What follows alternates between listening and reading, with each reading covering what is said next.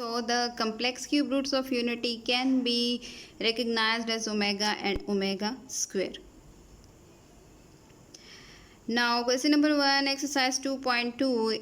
Here we are going to find out the cube roots of numbers other than 1 or greater than 1. So first we are going to take 8. Let x be the cube root of 8. So this implies that x is equal to 8 to the power 1 divided by 3. Now we will have to take cube on both sides to bring the exponent into the simple form. So it will become x cube is equal to 8 to the power 1 by 3 into 3. 1 by 3 and 3 will cancel out each other and we will be left with x cube minus 8 is equal to 0. X cube is the cube of x and 8 is the cube of 2. So we can write them as x cube minus 2 cube is equal to 0. It is similar to once again a cube minus b cube. So we are going to apply the formula of a cube minus b cube to simplify it further. So it will be x minus 2 into x square plus 2x plus 4 is equal to 0. Since a cube minus b cube is equal to a minus b into a square plus ab plus b square. Applying the possibility, we get either x minus 2 is equal to 0 or x square plus 2x plus 4 is equal to 0. Taking x minus 2 is equal to 0, we just get x is equal to 2. So x is equal to 2 is the first cube root of 8. Now we will take x square plus 2x plus 4 is equal to 0. Obviously it is quadratic in terms of x but cannot be solved by using factorization method. So we will use quadratic formula to solve it. Again, by comparing it with the standard form, we just get a is equal to 1, b is equal to 2 and that of c is equal to 4. Applying the values in the quadratic formula, we just get x is equal to minus 2 plus minus under root minus 12 whole divided by 2. Once again we have the negative sign underneath the radical, which means that it will once again be an imaginary number. So further simplification just gives us x is equal to minus 2 plus minus 2 under root minus 3 whole divided by 2, which will be converted into x is equal to minus 2 plus minus 2 iota under root 3 whole divided by 2. 2 is a common factor over here. So taking out 2 as a common factor, we just get 2 into minus 1 plus minus iota under root 3 whole divided by 2. Now you can observe over here that we have the value which we just got after finding the cube root of unity, that is 1. So these are the two complex cube roots of unity. We can replace them if we write them separately as positive and negative values by omega and omega square. So we will be having either x is equal to 2 into minus 1 plus iota under root 3 whole divided by 2, or x is equal to 2 into minus 1 minus iota under root 3 whole divided by 2. We know that if omega is equal to minus 1 plus iota under root 3 whole divided by 2, then omega square is equal to minus 1 minus iota under root 3 whole divided by 2. So we will replace these values by omega and omega square. So we will be having x is equal to 2 omega or x is equal to 2 omega square. So the cube roots of 8 are 2 omega and 2 omega square. Now we are going to find out the cube root of minus 27. So once again we start with that x be the cube root of minus 27. This implies that x is equal to minus 27 to the power 1 by 3. Again taking cube on both sides, we get x cube is equal to minus 27. Shifting 27 towards the other side, we get x cube plus 27 is equal to 0. Now x cube is the cube of x and 27 is the cube of 3. So we can use the formula of a cube plus b cube, which is equal to a plus b into a square minus ab plus b square. So using the formula over here, we just get x plus 3 into x square minus 3x plus 9 is equal to 0. Either x plus 3 is equal to 0 or x square minus 3x plus 9 is equal to 0. Taking x plus 3 is equal to 0, we get x is equal to minus 3. So x is equal to minus 3 is the first cube root of minus 27. Now is the turn of finding the other two and complex cube roots of minus 27. For this we take x square minus 3x plus 9 is equal to 0, which is the quadratic equation but cannot be solved by using factorization method. Again we will use quadratic formula. After comparison we get a is equal to 1, b is equal to minus 3 and that of c is equal to 9. Putting the values in the quadratic formula we just get x is equal to 3 plus minus under the root minus 27 whole divided by 2. Now again we have negative sign underneath the radical, which shows that again we will be having an imaginary number. So simplifying under root 27 we just get x is equal to 3 plus minus 3 under root minus 3. This negative sign underneath the radical will be replaced by iota. Now it's x is equal to 3 plus minus 3 iota under root 3 whole divided by 2. The difference between this sum and the other one is that in the other sums we were having the negative sign with the term over here. But here we don't have any negative sign, so we will have to bring negative sign over here in order to convert it into the omega. So we will have to multiply and divide by minus 1 in order to bring the negative sign with this 3. So multiplying and dividing by minus 1 we just get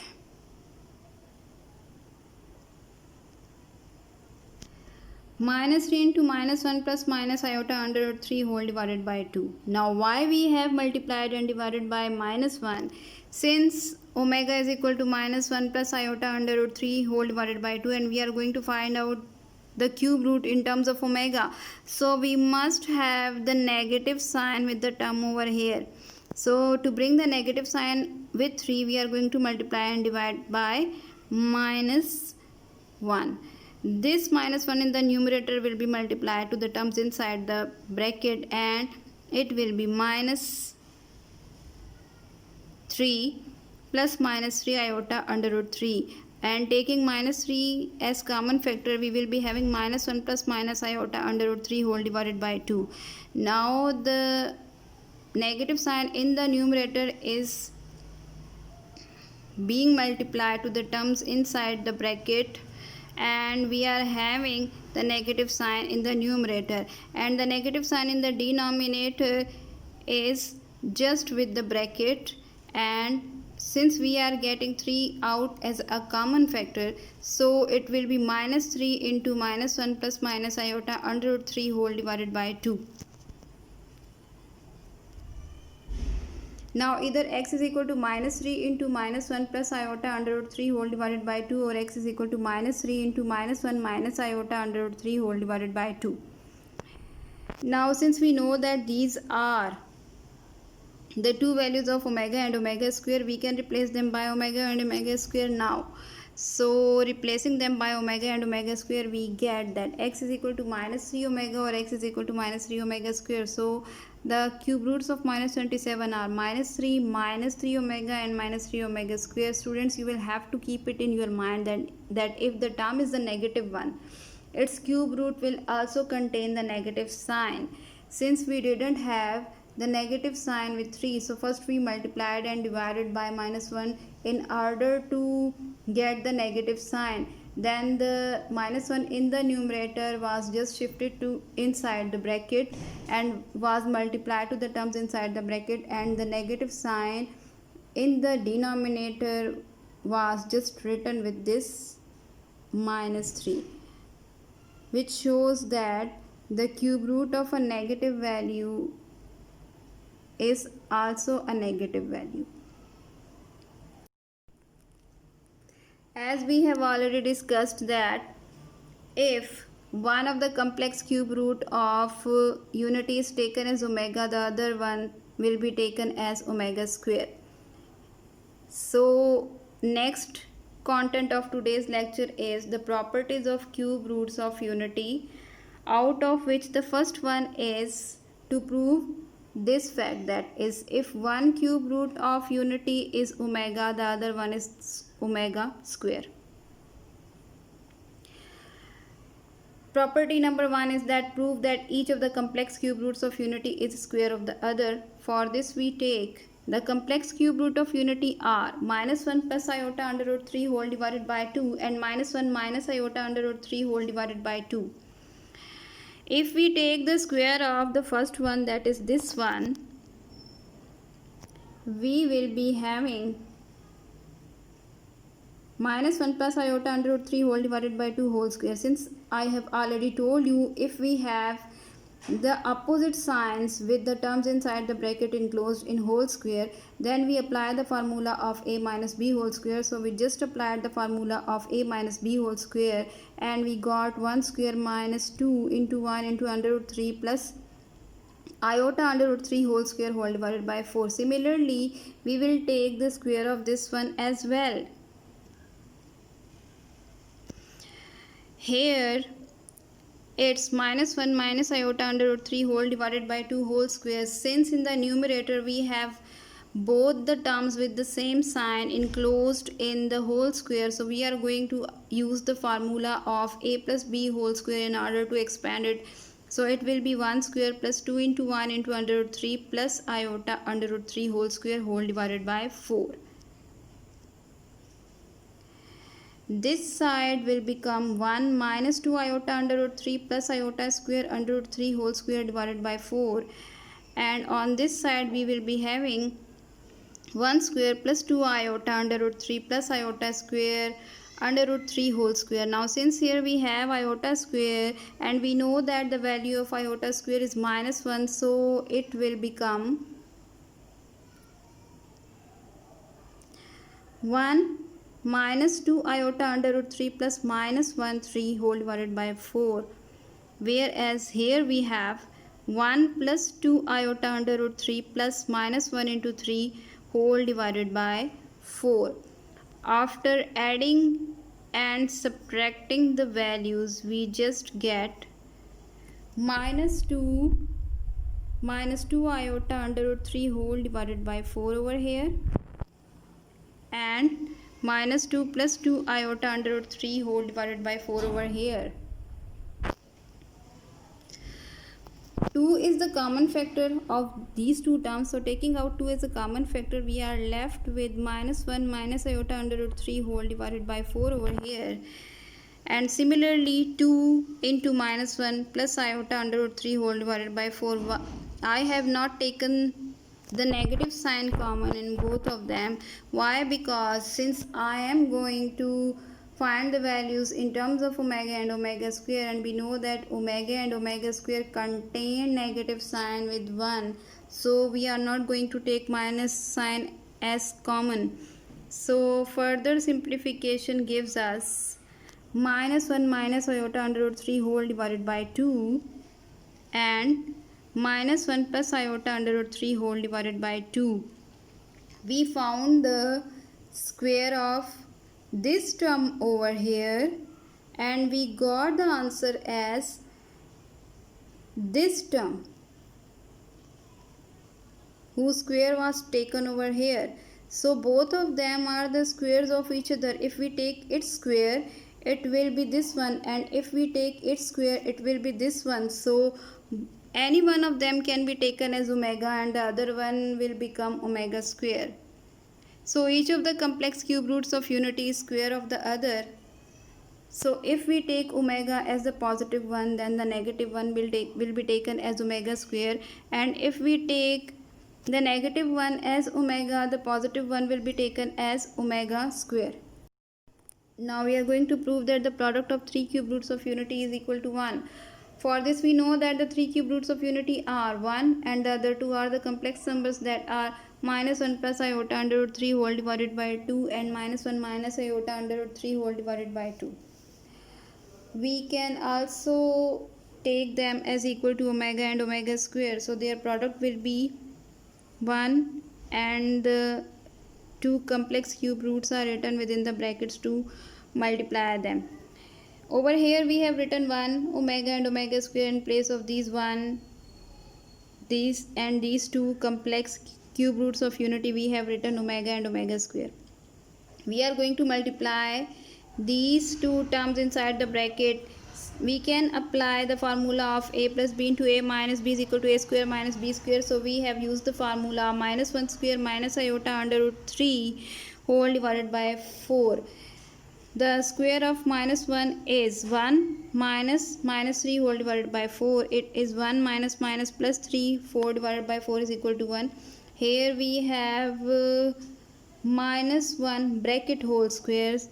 So consider it as minus 1 whole square.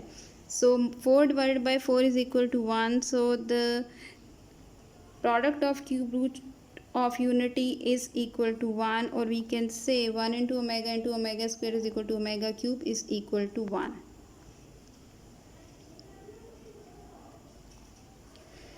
Now we are going to prove that complex cube root of unity is the reciprocal of each other, since we have already proved that the product of cube roots of unity, that is omega cube, is equal to 1.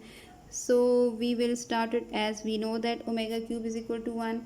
We can split this omega cube into omega square. Obviously we can write it as omega into omega square. If we divide both sides by omega, we will get omega square is equal to 1 by omega, and if we divide both sides by omega square, we will get omega is equal to 1 by omega. So it will be omega is equal to 1 by omega square and omega square is equal to 1 by omega. So the complex cube roots of unity are the reciprocals of each other.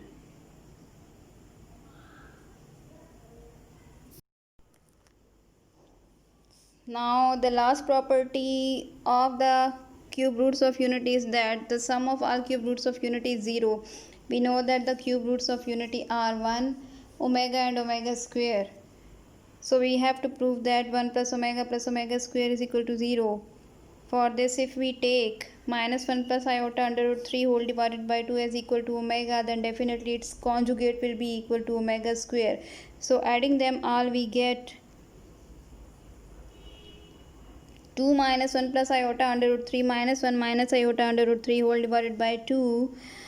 This plus iota under root 3 and minus iota under root 3 will cancel out each other, and we have 2 minus 1 here. 2 minus 1 will be equal to plus 1, and here we have minus 1. So plus 1 and minus 1 will cancel out each other, and in the numerator we will be left with 0. And we know that 0 divided by any number is equal to 0. So we have proved that 1 plus omega square is equal to 0, or we can say that the sum of all cube roots of unity is equal to 0. Students, you will have to learn all the 4 properties of the cube roots of unity in order to solve the sums of exercise 2.2. So we just did the 4 properties of cube roots of unity, out of which the first one was that the complex cube roots of unity are the squares of each other. Second one was that their product is equal to 1, that is omega cube is equal to 1.